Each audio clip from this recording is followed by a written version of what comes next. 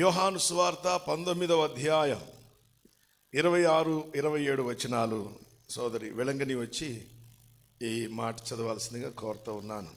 ఆ తర్వాత తల్లి అన్నమ్మ గారు మనల్ని ప్రార్థనలో నడిపిస్తారు.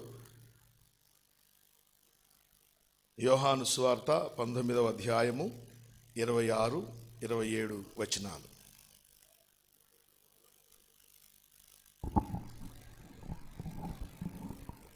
యేసు తన తల్లియు తాను ప్రేమించిన శిష్యుడును దగ్గర నిలుచుండుట చూచి, అమ్మా, ఇదిగో నీ కుమారుడు అని తన తల్లితో చెప్పెను.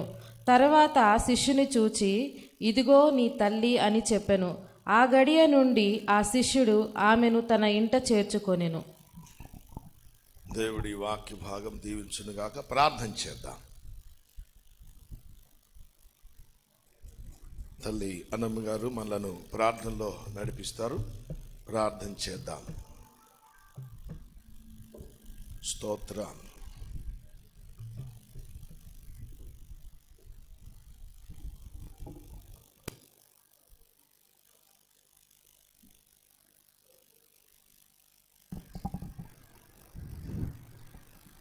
స్తోత్రం నాయన, స్తోత్రం తండ్రి. కృప కలిగిన నా దేవా, నీకే వందనాలు, స్తుతులు, స్తోత్రాలు చెల్లించుకుంటున్నాను తండ్రి.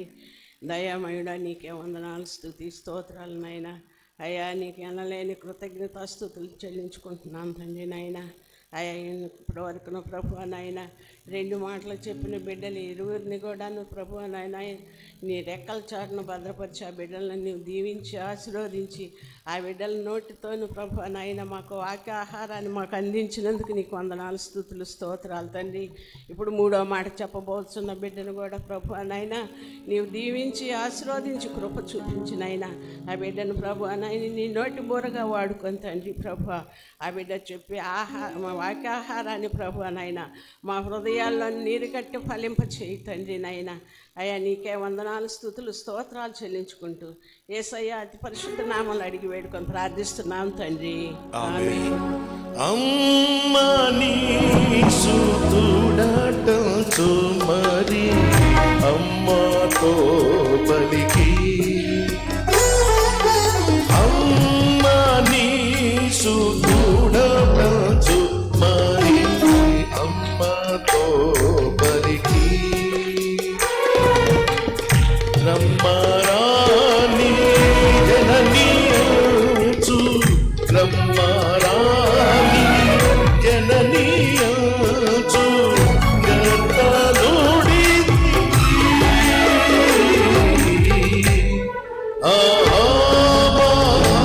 ఆత్మ ఆశేరంగా ఆవి మోచక. 3వ మాట విందాం. ఈ 3వ మాట వివరించాల్సిన వాళ్ళు సోదరులు సౌల్ రాజు గారు. అయితే వారు అత్యవసర పనిలో ఉండటాన్ని బట్టి రాలేకపోయారు. కనుక ఈ మాటను పాస్టర్ జ్వలిత్ గారు వచ్చి వివరించాల్సిందిగా కోరుతా ఉన్నాను.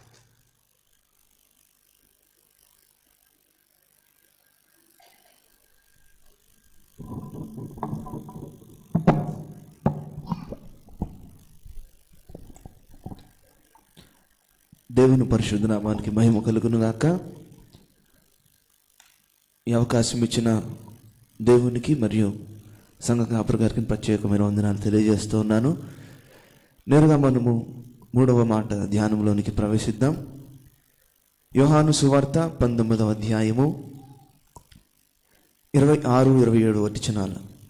యేసు తన తల్లియు తాను ప్రేమించిన శిష్యుడును దగ్గర నిలుచుండుట చూచి, అమ్మా, ఇదిగో నీ కుమారుడు అని తన తల్లితో చెప్పాను. తరువాత శిష్యుని చూచి, ఇదిగో నీ తల్లి అని చెప్పాను. ఆ గడియ నుండి ఆ శిష్యుడు ఆమెను తన ఇంట చేర్చుకొనెను. చిన్న మాట ప్రార్థన చేద్దాం. ప్రేమ కలిగిన తండ్రి, కృప కలిగిన యేసయ్య, మీకు వందనాలనైనా. అయ్యా, 7 మాటల ధ్యానంలో తండ్రి మొదటి 2 మాటలలో మీరు మాకు తోడైనందుకు నీకు వందనాలనైనా. ఈ 3వ మాట మేము ధ్యానించబోతుండగా నీ కృపలో మమ్మల్ని భద్రపరచండి. నీ ఆత్మ నడిపింపు మాకు మీరు దయచేయమని యేసు నామమున అడిగి వేడుకొని ప్రార్థన చేయుచున్నాం తండ్రి. ఆమేన్.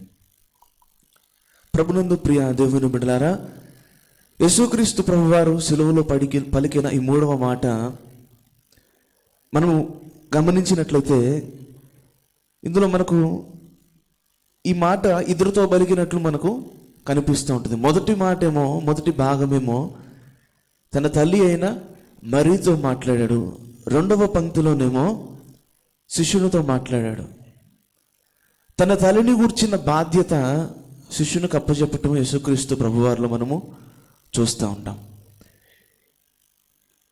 ఈ యొక్క మరియను కనుక మనము గమనించినట్లయితే ఆమె కళ్ళ ముందు ఆమె యొక్క కుమారుణ్ణి సిలువ వేస్తూ మరణానికి అప్పగిస్తూ ఎన్నో బాధలు పెడుతూ హింసలు పెడుతూ ఆమె కళ్ళు ఎదుట ఈ యొక్క జరగవలసిన పనంతా జరుగుతూ ఉంటే ఆమె ఎంతో వేదనతో నిండిపోతూ ఉంటుంది, ఎంతో వేదన అనుభవిస్తూ ఉంటుంది. ఆ సమయంలో యేసుక్రీస్తు ప్రభువారు అంత శ్రమను అనుభవిస్తూ కూడా తల్లి బాధ్యతను ఆయన మరువలేదు.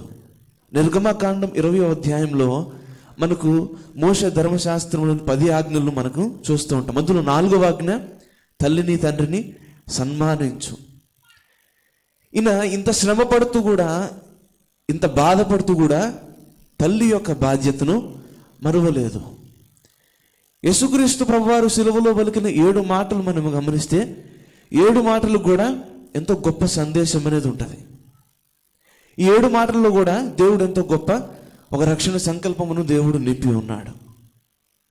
ఒకవేళ తల్లి బాధ్యతను సిలువ కింద అప్పగించవచ్చు. ఆయన మరణమును గురించి ఆయనకు మునుపే తెలుసు కదా. ఆయన మట్టలాది వారం రోజు యెరూషలేములోనికి వెళుతున్నప్పుడు శిష్యులతో అంటాడు, మనుష్య కుమారుడు అప్పగించబడే సమయం వచ్చిందని. మరి ఆయనకి అప్పగించబడే సమయం ముందు అని తెలిసినప్పుడు కూడా తల్లి గురించిన బాధ్యత సిలువ ఎక్కేంత వరకు తీసుకోలేదు. అప్పుడు దాకా చెప్పలేదు, ఎవరికి వేరే వారికి అప్పగించలేదు. కానీ తల్లిని గూర్చిన బాధ్యత ఎప్పుడు అప్పగించాడు? సిలువ ఎక్కిన తరువాత ఆయన అప్పగించాడు. ఇదే ఈ యొక్క మరి యొక్క వేదనను గురించి సుమయోను ప్రవచన వాక్కు చెప్తాడు. యేసుక్రీస్తు ప్రభువారిని ఆలయంలో తీసుకొచ్చినప్పుడు లూకాసు వార్త 2వ అధ్యాయము 35వ వచనము, మరియు నీ హృదయములోనికి ఒక ఖడ్గము దూసుకొని పోవనని ఆయన మరియతో చెప్పెను. సుమయోను ఆయన ఒక ప్రవక్త. ఆయన యేసుక్రీస్తు ప్రభువారిని చూసి ఆయన పరవశుడవుతాడు.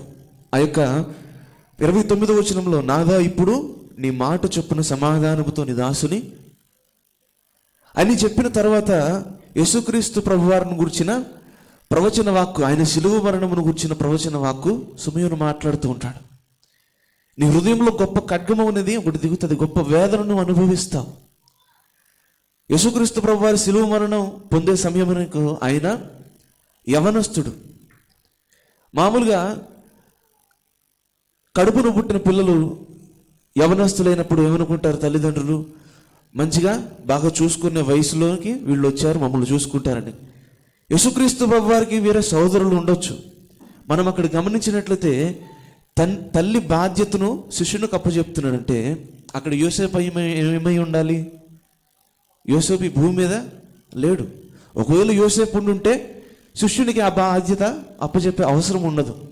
యోసేపు కూడా లేడు గనక తల్లి బాధ్యతను శిష్యునికి అప్పచెప్పి వెళుతూ ఉన్నాడు. యేసుక్రీస్తు ప్రభువారిని పోలి ఉండే మనము, యేసుక్రీస్తు ప్రభువారిని అనుసరించే మనము కూడా ఎట్లుండాలి? ఈయనను పోలే మనం నడుచుకోవాలి, బాధ్యత కలిగి ఉండాలి. మనము సేవకు వస్తున్నామంటే ఇంకందరినీ విడిచిపెట్టేసి నాకెవరేం పట్టదు, కుటుంబంతో ఏం సంబంధం లేదన్నట్టు సేవకు వచ్చేయటం కాదు. మనము సేవకు వస్తున్నా కానీ మార్కు సువార్తలో జబదయి కుమారులు సేవకు వచ్చినప్పుడు ఏం చేశారు? వారా పడవను ఒడ్డుకు చేర్చి వారి తండ్రిని అక్కడ జీతగాళ్ళకు అప్పచెప్పి వచ్చారు, తండ్రిని చూసుకోని. కనుక మనము సేవకు వస్తున్నప్పుడు, లేకపోతే దేవుని పని చేయడానికి వస్తున్నప్పుడు కుటుంబమును నిర్లక్ష్యము చేసి రాకూడదు. దేవుడు మనకు ఒక బాధ్యత అప్పచెప్పాడంటే ఆ బాధ్యతను మనం స్వీకరించాలి. అదే సమయంలో కుటుంబాన్ని నిర్లక్ష్యం చేయకూడదు. కుటుంబమును దేవుడు అనుగ్రహించింది మనకి, కనుక కుటుంబాన్ని నిర్లక్ష్యం చేయకూడదు. మనం ఆధ్యాత్మిక కోణంలో ఈ వచనాన్ని మనం చూసినట్లయితే యేసు తన తల్లి అయిన మరియ యొక్క బాధ్యత యోహానుకు అప్పచెప్పాడు. తల్లి అయిన మరియ సంఘమునకు సాదృశ్యం. సంఘమును గూర్చిన బాధ్యత యేసుక్రీస్తు ప్రభువారు ఎటువంటి వారికి అప్పగిస్తాడంటే యోహాను వంటి శిష్యులకు అప్పగిస్తాడు. యోహానులో ఏమి నేర్చుకోవచ్చు మనము? యోహాను శిష్యులలో భక్తుడైన యోహానుడు మనము నేర్చుకునే ముఖ్యమైన పాఠము యోహాను సువార్త 20వ అధ్యాయము లేదా యోహాను సువార్త 13వ అధ్యాయం 23వ వచనం చూడండి.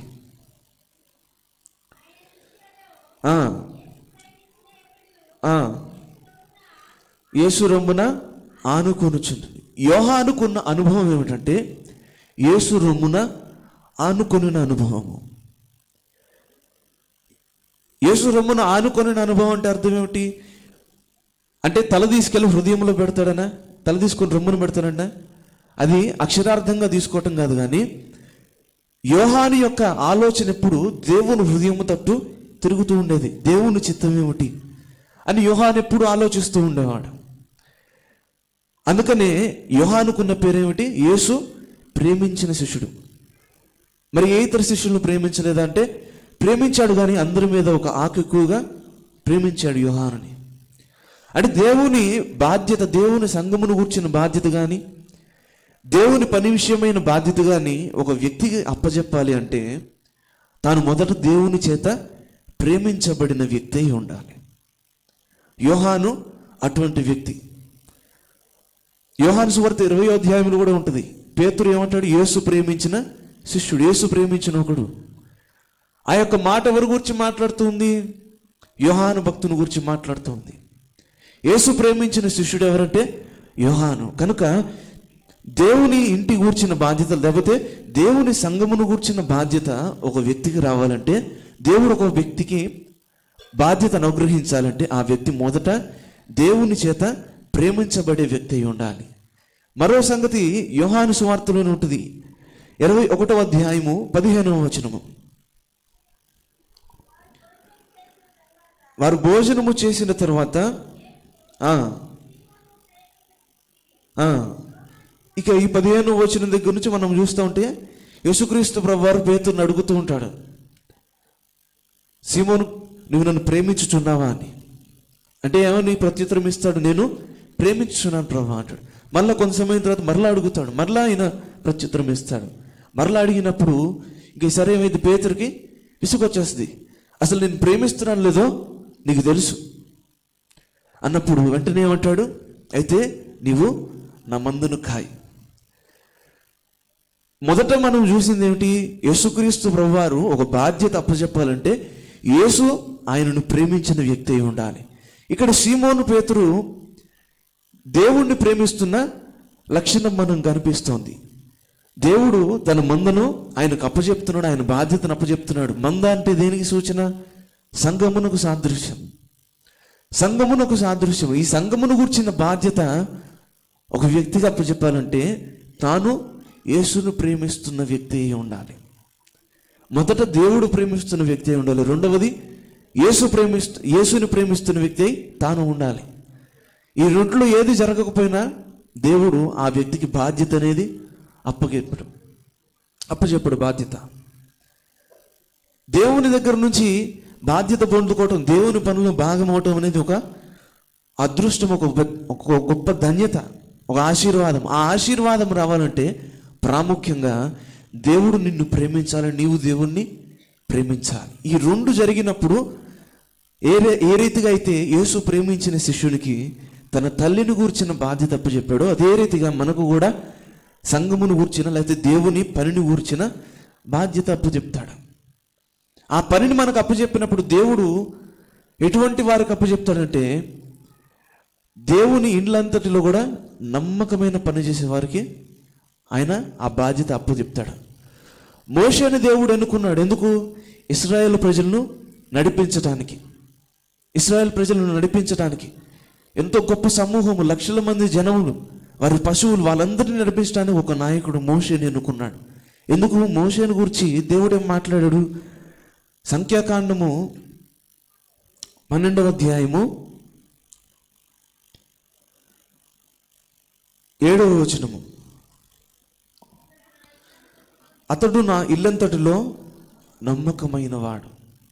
దేవుడు మోషేకు ఆ ఇశ్రాయేలు ప్రజలను నడిపించడానికి, ఐగుప్తు చెర నుంచి విడిపించడానికి ఒక సాధనముగా వాడుకునేందుకు దేవుడి మనసు మోషేకు తెలుసు.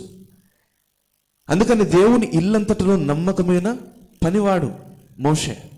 అటువంటి సాక్ష్యం పొందుకున్నాడు మోషే. కనుక దేవుడు ఇంత గొప్ప పనికి మోషేను నాయకుడిగా ఎన్నుకున్నాడు. దేవుని పని ఒక మనుషునికి అప్పచెప్పాలంటే, దేవుని దగ్గర నుంచి ఒక బాధ్యత స్వీకరించాలి అంటే, ఆ మనుష్యుడు దేవుని ఇల్లు అనగా సంఘము, దేవుని ఇల్లంతటిలో నమ్మకమైన పనివాడు. సంఘమును గూర్చిన బాధ్యత కానీ, సంఘం అంటే మనకు కనిపిస్తున్న ఈ సంఘము కానీ సార్వత్రిక సంఘం అంతటిలో కూడా నమ్మకమైన పనివాడై ఉండాలి. సార్వత్రిక సంఘమును గూర్చిన చింత అనేది ఉండాలి. సంఘమును గూర్చిన బాధ ఉండాలి. సంఘం ఎటు పోతున్నా కానీ మనము ఇష్టానుసారంగా మనం జీవిస్తుంటే దేవుడు చూస్తూ ఊరుకోడు.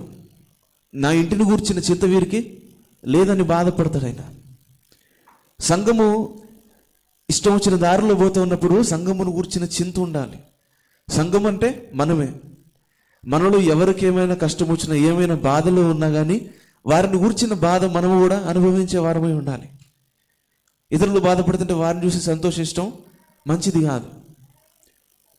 సార్వత్రిక సంఘమును గూర్చిన చింత అనేది ఉండాలి. అదేవిధంగా మనము ఎదుగుతున్న సంఘమును గూర్చిన ఆ యొక్క బాధ్యత, ఆ యొక్క చింత అనేది ఉండాలి. అప్పుడు దేవుడు వారికి బాధ్యత అనుగ్రహిస్తాడు.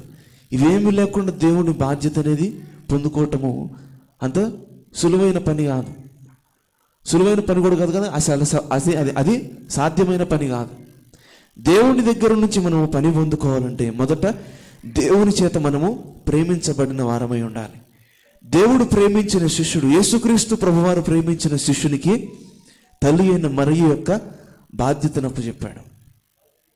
అక్కడ యేసుక్రీస్తు ప్రభువారు తన తల్లి పట్ల ఎంత బాధ్యత, ఎంత ప్రేమ కలిగి ఉన్నాడో అనేది మనము చూస్తూ ఉంటాం. అదే ఆధ్యాత్మిక కోణంలో మనం ఆలోచిస్తే, ఒక బాధ్యత దేవుడు మనకు అనుగ్రహించాలంటే దేవుని చేత ప్రేమించబడాలి, దేవుణ్ణి మనము ప్రేమించాలి. అదే విధముగా ఆ బాధ్యత మనం పొందుకున్నప్పుడు ఆ పనంతటిలో మనము నమ్మకముగా చేసిన వారమే ఉండాలి. ఆ పనంతటిని దేవుడు మనకు అనుగ్రహించినప్పుడు ఆ పనంతటిని నీవు నమ్మకంగా చేయి. అప్పుడు ఆ తీర్పు దినమున మనకు ఆయన ఏమని మాట్లాడతాడు, మన గురించి ఏమైనా సాక్ష్యం ఇస్తాడు, బల నమ్మకమైన మంచి దాసుడా. ఈ సాక్ష్యమును పొందుకోవాలంటే ఆయన ఇంటిలో, ఆయన ఇంటి పనిలో మనము నమ్మకమైన వారిగా ఉండాలి.